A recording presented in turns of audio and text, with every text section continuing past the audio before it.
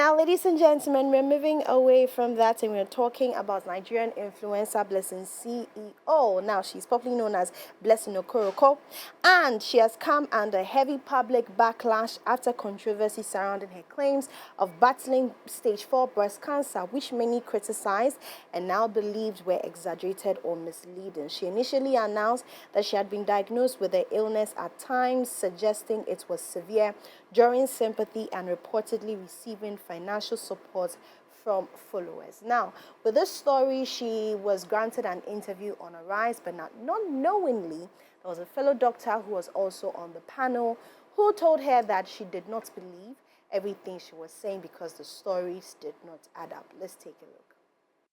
Is in her story. So I find it very interesting that so I'm interested to know the type of doctor you saw. What type of doctor? It's an oncologist.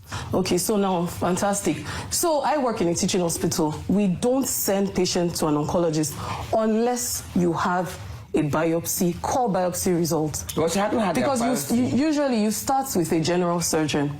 General surgeon will establish the fact that it is cancerous, and oncologist is not the first person.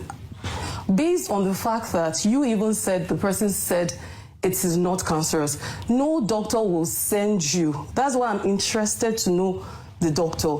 No doctor will send you to an oncologist with a non-malignant result. Like I said, you go into the hospital, I noticed a lump on my boobs. Was it Lagos or Enugu? Because I was in Enugu.